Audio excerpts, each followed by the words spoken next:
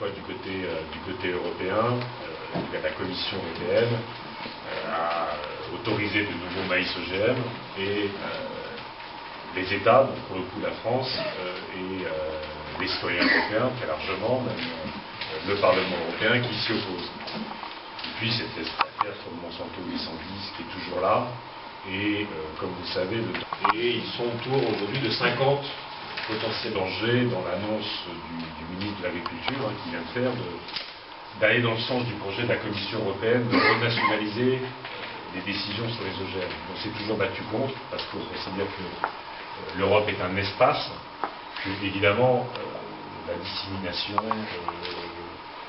la perméabilité des filières fait que si on commence à partir sur une logique où chaque État choisit sa politique en matière d'OGM, c'est la contamination partout. Pas une seule fois, il y a l'article sur, il y a des paysans qui vivent bien l'agriculture aujourd'hui sur les territoires. Pas une seule fois, il y a un article pour dire, alors je sais pas, et je trouve que, y compris en termes de communication, ce serait important. Il y a quelques jours, j'étais à des gens que vous connaissez bien, à la ferme Saint-Pern, et ils sont 7 salariés sur 50 hectares pour du cochon bio. Ils ont 9 000 € d'aide PAC. 9 000 € sur les 7 salariés. Quand on voit les centaines de millions d'euros qui sont prévus de continuer à mettre chez Doux et autres, avec le plan d'avenir breton, on marche complètement sur la tête.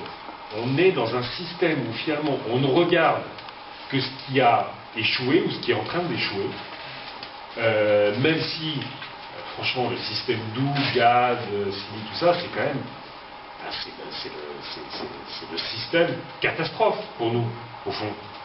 C'est perfusion d'argent public, c'est dumping social, c'est dumping environnemental, c'est des gens qui revendiquent l'identité bretonne, mais qui sont des destructeurs massifs d'identité alimentaire et agricole dans le monde entier.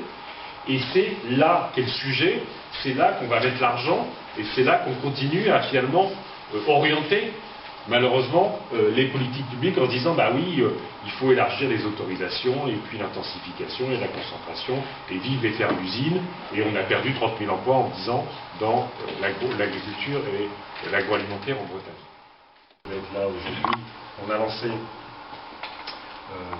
l'appel de l'Ouest,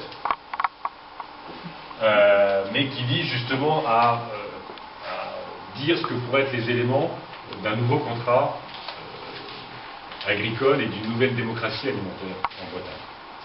Et le point central, le diagnostic, vous connaissez mieux que moi, donc on va pas revenir dessus. Ce qui me paraît intéressant dans cette proposition, c'est de dire 50% des fonds publics qui vont à l'agriculture, globalement, devraient être orientés autour, je dis bien autour, de la restauration collective liée à l'agriculture avec les citoyens, mais globalement, les politiques publiques, c'est toujours la cogestion entre l'État et la FNSEA. C'est quand même pas tout ça, et pas très démocratique, mais pas très citoyen.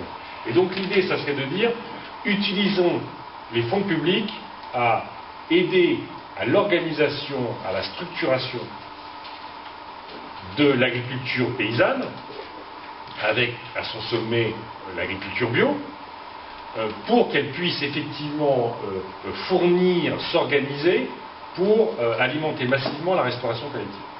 De la cantine, tout ça.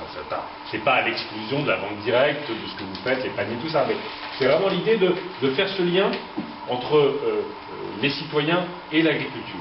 Que ce soit y compris sur les questions des ateliers, parce que bon, moi je vois pas mal de paysans qui me disent, ben voilà, on essaye de s'organiser pour qu'on fasse de la vente de proximité, et il va bientôt falloir faire 100 bornes pour aller découper le cochon.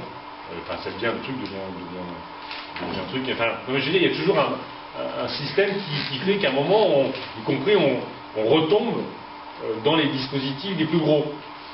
Donc on se remet d'une certaine façon sous dépendance. Donc l'idée, c'est vraiment de mettre le paquet en matière de conversion et de structuration qui permettent à la fois d'orienter très directement sur l'agriculture de proximité, les pratiques, les machins, tout ça, mais en même temps d'associer très fortement les populations, y compris et largement à travers la restauration collective.